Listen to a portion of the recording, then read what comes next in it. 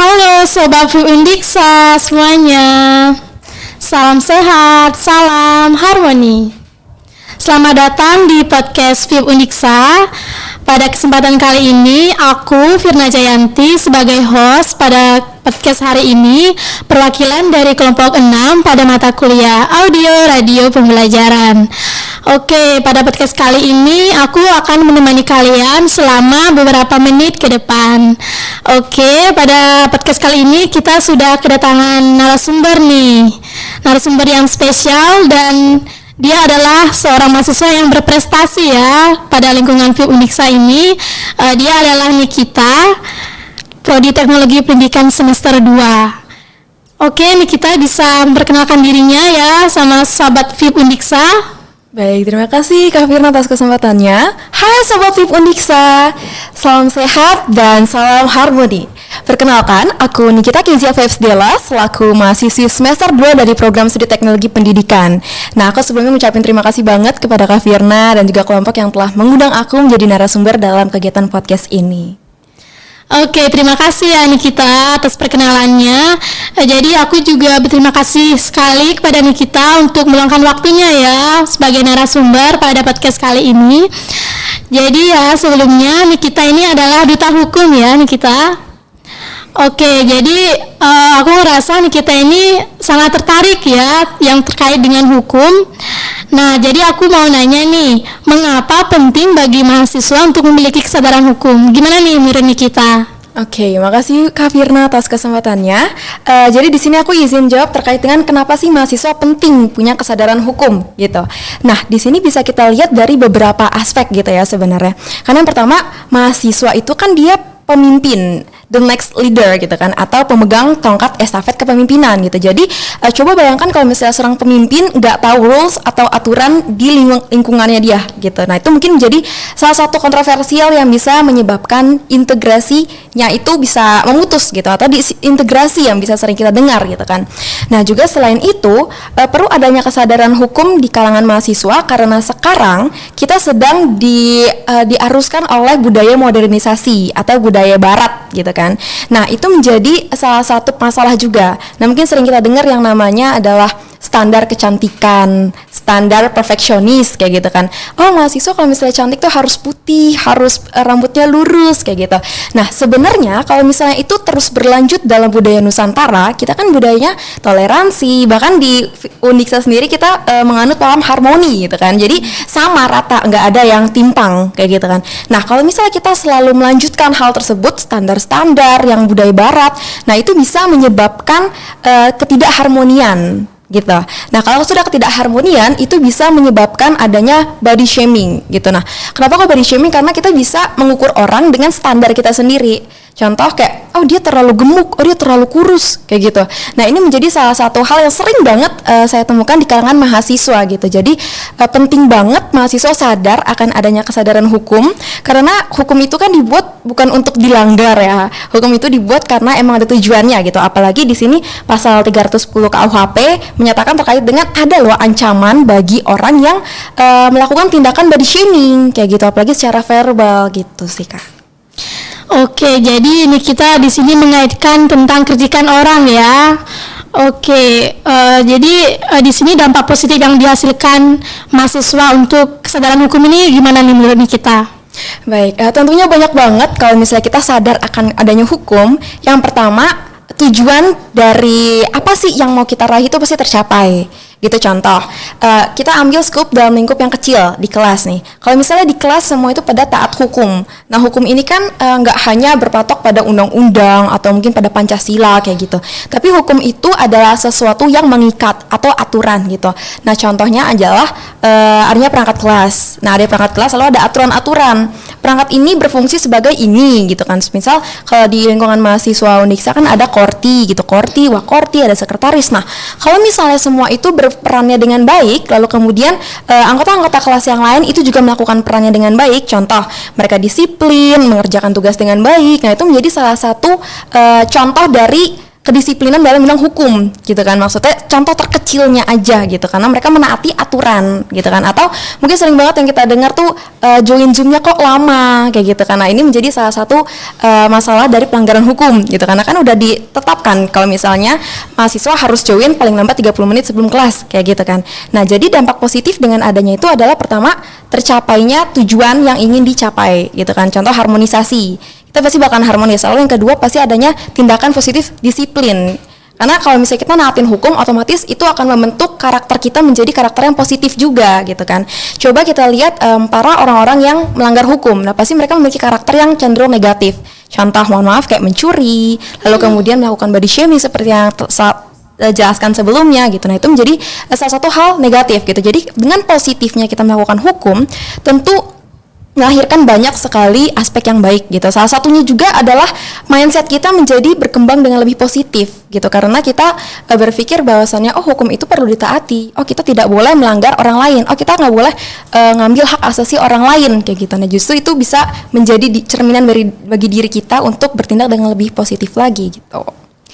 Oke, jadi kita harus taat ya. Jadi sebelum itu aku juga jadi kortin ya di kelas, jadi aku tuh kadang juga kayak melanggar gitu ya. Terus aku juga kayak kalau misalkan ngarahin teman-teman buat ngejalanin sesuatu tentang membuat aturan, kadang itu juga dilanggar gitu loh. Nah, aku nanya nih sama kita kan semester 2 nih kan di mahasiswa teknologi pendidikan di FIP Undiksa. Nah, menurut kamu nih sebagai seorang mahasiswa, apa peran mahasiswa dalam menjaga kepatuhan terhadap hukum di lingkungan FIP ini? Baik, tentunya banyak sekali peran mahasiswa dalam menjaga kepatuhan hukum gitu kan. Nah, di sini sebenarnya peran mahasiswa kalau misalnya jaga kepatuhan itu bisa tercermin dari banyak sekali. Salah satunya kalau misalnya di lingkungan kampus gitu ya, datang kuliah tepat waktu. Karena kan mahasiswa sangat berperan banget nih kalau misalnya pelaksanaan hukum. Karena kan sebelum kita mencapai grade atau tingkat yang lebih tinggi, tentu kita harus mencapai tingkat yang bertahap, step by step gitu kan. Lalu kemudian selain itu peran mahasiswa dalam menegakkan hukum itu bisa terlihat dari gimana cara mereka bergaul.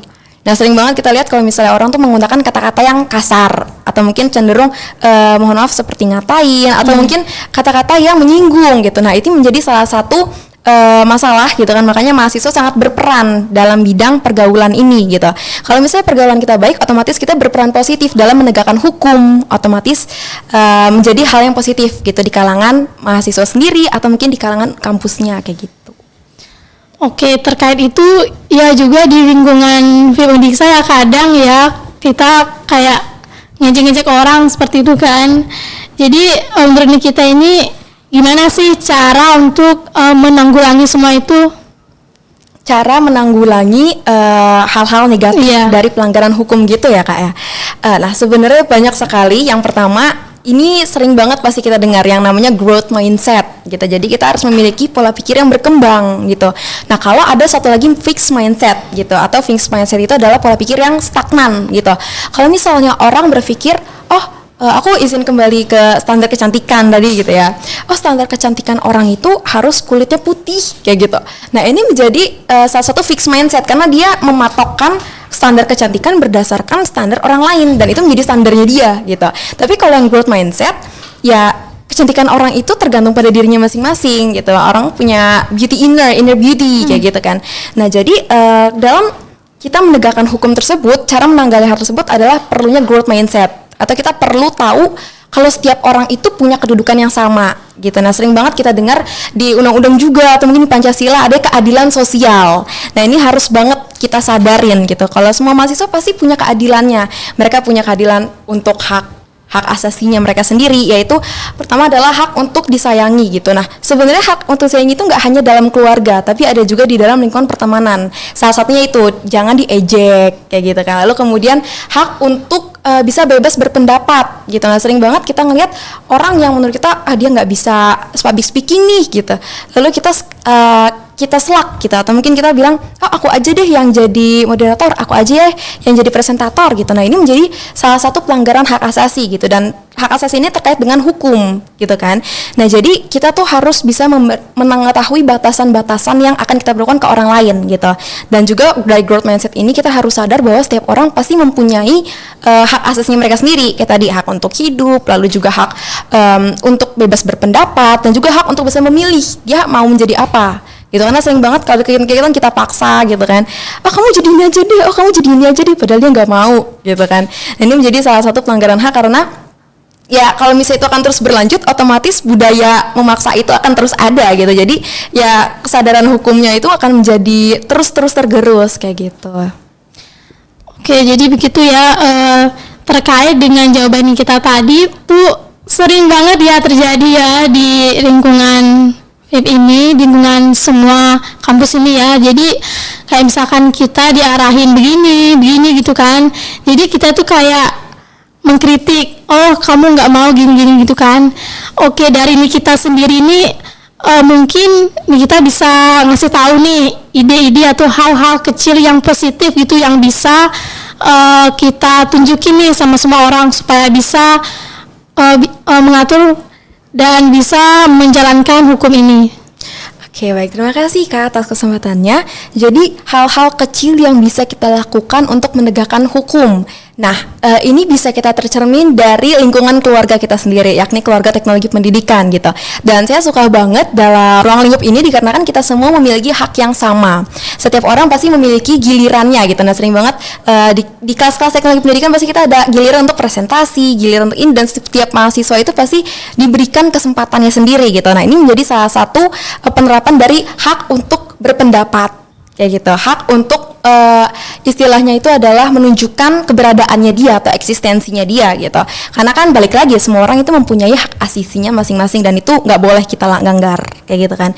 Lalu kemudian yang lain dalam melakukan hak asasi itu atau kegiatan tidak melanggar hukum, hal-hal kecilnya itu ialah dengan saling menghargai gitu. Jadi apapun pendapatnya dia, apapun keberadaannya dia, latar belakangnya dia, jangan pernah dibeda-bedain dengan orang lain kayak gitu. Mungkin yang satu dari golongan kelas A, yang satu golongan kelas B gitu. Nah, ini menjadi salah satu kontroversi juga ketika kita ngegolong-golongin setiap orang. Oh, dia sibuk di sini berarti dia nggak bisa di sini. Nah, ini kan kita nggak ngehargain orang kayak gitu kan.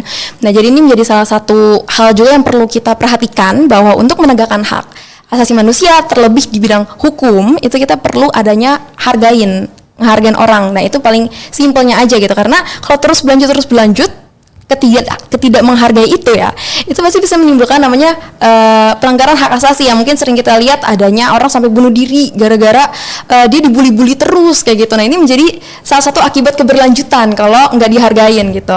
Coba bayangin kalau misalnya di kalangan mahasiswa aja nih, kita selalu ngejek orang, nggak bisa, kamu nggak bisa begini, dia jadi depresi bisa terus berlanjut gitu. Ini padahal dimulai dari hal yang kecil ya gitu kan. Jadi itu penting banget untuk saling menghargai. Lalu kemudian sebenarnya ada hal lain yang bisa kita lakukan, ialah dengan melakukan kampanye.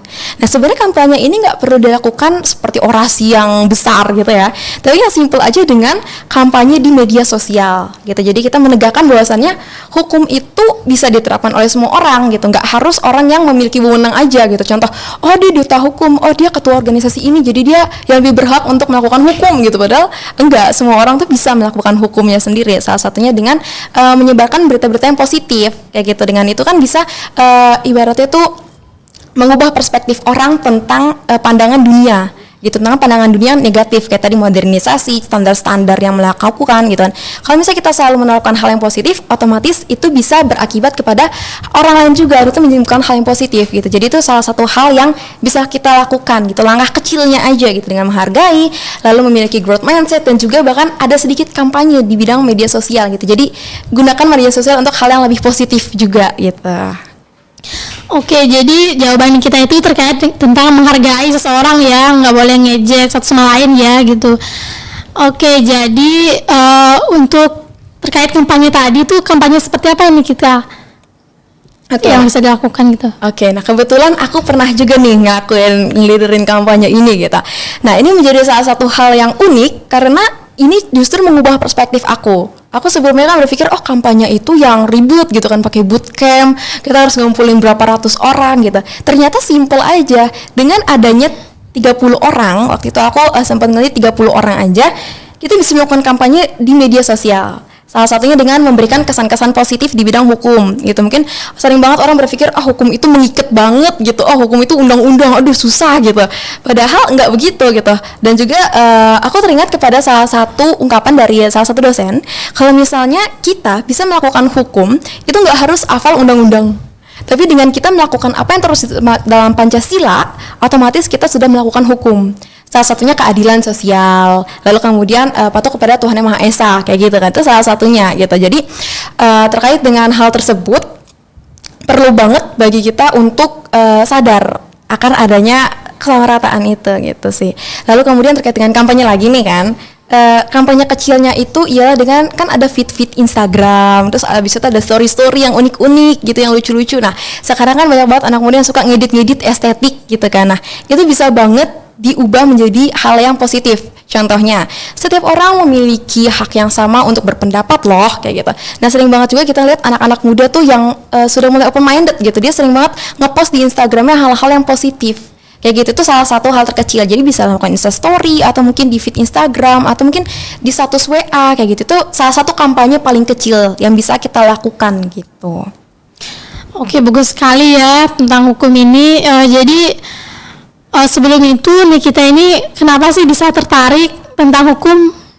Oke, jadi awal banget aku tertarik di bidang hukum itu berawal dari SMA sebenarnya. Dari SMA itu aku sering ngelihat adanya ketimpangan sosial. Jadi aku merupakan salah satu korban dari itu sebenarnya. Dan itu menjadi aku berpikir kayak, ternyata ada loh wadah di mana kita bisa melakukan aspirasi kita. Gitu kan. Kita bisa ibaratnya tuh menyampaikan aspirasi atau pikiran-pikiran gagasan kita gitu. Karena orang kalau misalnya terus dipush atau terus dibilang kamu nggak bisa, dia akan menjadi fixed mindset. Aku nggak bisa, dia akan menjadi kecil gitu kan ibaratnya. Nah jadi itu menjadi aku pacuan gitu. Aku jadi terpacu untuk kita bisa kok sebenarnya join ke dalam bidang hukum gitu. Hukum itu kan balik lagi nggak hanya pada undang-undang atau aturan terikat gitu kan, tapi hukum itu juga gimana sih cara kita bisa mengimplementasi keadilan di masyarakat. Itu doang yang menjadi landasan aku untuk ikut di bidang duta hukum ini gitu.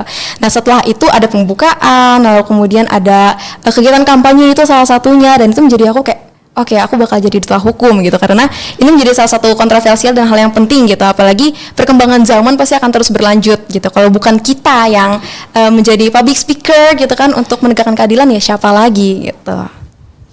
Oke, menarik sekali ya. Jadi tentang pengalaman kita sendiri ya, mungkin ini menarik juga buat aku ya ke depannya untuk hukum ini. Jadi untuk itu nih, kita sendiri ini gimana sih untuk di kalangan, kan kita sudah jadi mahasiswa nih. Nah di sini tuh nih kita gimana sih menurut kita tentang hukum di sini? Kalau hukum di lingkungan kampus, di lingkungan FIP. Iya. Oke, nah pertama di lingkungan kampus tentu hukum itu diterapkan dengan baik ya, karena aku bisa melihat dari zaman aku masuk ke dalam Universitas Pendidikan Ganesha ya, itu sangat disiplin, tepat waktu. Kalau misalnya masuk jam 6 gerbang udah ditutup, contoh kayak gitu. Lalu kemudian juga disiplinnya di bidang peraturan baju gitu, apalagi di lingkungan FIP Undiksa ini kan kita harus banget pakai baju yang berkerah gitu, dan ini menjadi salah satu hal keunikan gitu bagi aku sendiri, bahwasannya ternyata dengan diterapkannya memakai baju berkerah gitu ya, itu menjadikan kita aku adalah calon tenaga pendidik kayak gitu. Itu jadi kayak secara tidak langsung membentuk kepribadian kita gitu. Dan menurut aku ini menjadi salah satu implementasi hukum yang cukup baik gitu, karena diterapkannya itu tidak langsung kamu harus begini gitu, tapi dengan cara mahasiswa wajib menggunakan baju berkerah gitu. Karena dengan itu menjadi cerminan gitu, bahkan itu bisa terlihat di luar juga. Bahkan ketika aku lagi di jalan, aku suka ngeliat baju berkerah, ini kayaknya anak FIP Undiksa nih yang pakai baju berkerah hitam putih nih gitu. Menjadi salah satu ciri khas gitu. Jadi menurut aku hukum terutama di lingkungan FIP Undiksa ya, ini sudah tercermin dengan baik, sudah berlaku dengan baik, karena setiap mahasiswa juga diperkenankan bahkan untuk mengikuti kegiatan ormawa, lalu juga dia bisa melakukan aspirasinya sendiri melalui bidang-bidang yang terdapat dalam organisasi tersebut, seperti itu. Oke. Aku mau nanya lagi nih, bagaimana caranya kita untuk untuk meningkatkan kesadaran hukum? Oke, untuk meningkatkan kesadaran hukum itu dimulai dari diri sendiri sebenarnya. Gitu. Jadi bukan kita yang menyadarkan orang lain kayak kamu tuh nggak boleh begini gitu. Justru sering banget ya kita ketemu, kita justru menyadarkan orang, tapi orang itu justru tidak mau menerima. Kayak gitu kan. Jadi yang lebih baik kalau misalnya yang sesuai dengan pengalaman aku ya dalam menjalankan kesadaran hukum itu harus dari diri kita sendiri. Kita tentu harus tahu hukum itu sebenarnya apa sih di Indonesia gitu. Apalagi di Indonesia kan negara yang memiliki keteraturan ya, bukan negara liberal gitu kan. Kita memiliki negara yang ada patokan-patokannya sendiri, paduman-padumannya gitu kan. Dan ini menjadi salah satu hal yang menurut aku ya kesadaran hukum itu penting banget kayak gitu. Oke, jadi kalau menurut aku di lingkungan FIP Undiksa ini lumayan ya kesadaran hukumnya. Jadi kadang ada yang melanggar gitu secara tiba-tiba ya, kita nggak tahu ya. Oke, jadi untuk itu bagaimana mahasiswa ini bisa dapat terlibat nih supaya mereka bisa tahu nih tentang kesadaran hukum gitu, nggak asal cepat-cepat seperti itu nih kita. Kalau menurut kita gimana? Soalnya nih kita kan udah pengalaman nih kan, udah diajarkan ya di duta hukum kan mestinya. Jadi pasti nih kita tahu nih gimana sih cara menanggapinya supaya mereka bisa sadar gitu. Oke, biar sadar akan adanya hukum, lalu kemudian bisa ada sedikit wawasan terkait dengan hukum gitu ya. Nah ini bisa kita lakukan dari mengikuti organisasi tentunya gitu, karena kalau belajar secara sendiri atau otodidak pasti kita akan ada ambiguitas atau rancu nih maksudnya apa kayak gitu kan. Karena satu pasal aja, bahkan mungkin satu butir Pancasila aja itu bisa menimbulkan kebingungan bagi beberapa orang gitu. Jadi menurut aku salah satu hal yang bisa kita lakukan untuk menyadarkan kesadaran hukum itu dengan mengikuti kegiatan organisasi gitu. Nah organisasi nggak harus organisasi kesadaran hukum gitu kan, tapi bisa melalui organisasi mahasiswa seperti HMJ atau BEM gitu, dan di dalamnya pasti terdapat peraturan-peraturan yang harus kita taati gitu. Nah secara tidak langsung itu menyadarkan kita bahwa penting sekali adanya hukum gitu. Lalu itu pihak intern kampus ya, kalau misalnya di luar itu banyak banget kegiatan-kegiatan yang memiliki dampak positif apalagi dibilang hukum gitu ya. Salah satunya seperti ini, Forum Pelajar Sadar Hukum gitu. Lalu kemudian ada juga GMNI. Nah itu menjadi salah satu organisasi eksternal ya di luar kampus gitu kan, yang menjadi wadah bagi mahasiswa untuk meningkatkan kesadaran hukum mereka gitu, selain daripada belajar secara sendiri atau otodidak ya gitu. Oke ya, aku setuju sih kalau misalkan kita belajar sendiri secara otodidak kayaknya kurang ya. Jadi kita harus perlu bantuan dari orang lain, seperti contohnya ikut organisasi juga kan. Dan di kegiatan organisasi ini juga kita kan diberi peraturan kan gitu. Jadi kita bisa mengikuti dan bisa sadar akan hukum itu. Oke. Untuk pertanyaan terakhir ya kita, perbincangan kita kali ini tuh bagaimana kolaborasi antara mahasiswa, fakultas dan pihak yang berwenang dapat meningkatkan kesadaran hukum nih. Oke, nah ini menjadi salah satu poin yang unik banget ya menurut aku, karena gimana sih menyatukan berbagai elemen-elemen untuk menjadikan kesadaran hukum gitu. Nah jadi kesadaran hukum ini pentingnya itu adalah integrasi gitu. Jadi kalau misalnya kita saling terintegrasi, memiliki visi misi yang sama, otomatis kita bisa membuat kesadaran hukum itu gitu, apalagi di kalangan mahasiswa yang banyak ini gitu kan, yang beragam ini gitu. Nah salah satu kolaborasi yang biasa kita lakukan itu sering banget aku dengar yang namanya seperti kemah kerja. Kita tahu mungkin ada juga kegiatan kolaborasi seperti antara BEM Fakultas A, Fakultas B gitu, kemudian ada kerjasama bareng kayak gitu. Lalu kemudian untuk skup terkecilnya aja itu antara BEM atau HMJ di lingkungan fakultas gitu. Nah ini menjadi kolaborasi kan, kolaborasi di lingkungan yang paling kecil untuk menyadarkan kesadaran hukum. Nah aku sempat lihat-lihat dalam jurnal atau juga dalam sumber-sumber lainnya, itu ada juga kegiatan di bidang kampanye tadi. Nah ini kampanye yang lebih besar gitu kan. Jadi kita menyadarkan adanya kesadaran hukum dan HAM itu melalui seperti video cerpen atau video pendek gitu yang harus diupload oleh setiap mahasiswa di lingkungan tersebut gitu, di lingkungan fakultas atau mungkin di lingkungan universitas itu gitu. Nah ini menjadi salah satu keunikan lain ya yang aku dapat untuk menyadarkan kesadaran hukum gitu. Jadi nggak hanya dengan tindakan preventif, namun ada juga aksi yang kita lakukan gitu. Oke, terkait kampanye ini untuk supaya kesadaran hukumnya lebih besar, apakah bisa dikolaborasikan di lingkungan fakultas ya untuk kampanye ini kita? Tentu saja bisa sekali gitu. Apalagi kan kalau misalnya kita punya visi misi yang sama, apalagi kalau misalnya kita kan saling harmoni kan, Trihita Karana itu sangat diterapkan di dalam Undiksa ini gitu. Dan tentu saja ini menjadi salah satu hal yang optimis ketika dilakukan dalam kehidupan fakultas gitu kan. Dalam mahasiswa antar fakultas ini menjadi salah satu hal yang sangat ditunggu sebenarnya, dan juga menjadi salah satu hal yang sangat nyentrik atau sangat unik gitu kan. Dan ini sangat menjadi hal yang positif gitu sih Kak. Oke, jawaban kita tuh sangat bagus ya, karena kita ini adalah duta hukum, jadi tahu ya semua tentang hukum. Aku di sini juga belajar, jadi kalau kita menanamkan kesadaran hukum itu harus dari dalam diri sendiri dulu ya. Benar banget. Baru ke lingkungan masyarakat, supaya kita bisa saling menghargai, seperti itu ya kita. Wah, luar biasa ya pada podcast kali ini. Terima kasih ya untuk Nikita atas jawaban-jawaban yang sangat bermanfaat bagi kita semua, baik dari lingkungan mahasiswa sendiri, masyarakat, dan untuk semuanya. Oke, hari ini kita tutup dulu ya pada podcast kali ini untuk Sobat VIP semuanya. Oke, salam sehat semuanya, salam harmoni. Sampai jumpa di podcast berikutnya. Sampai jumpa.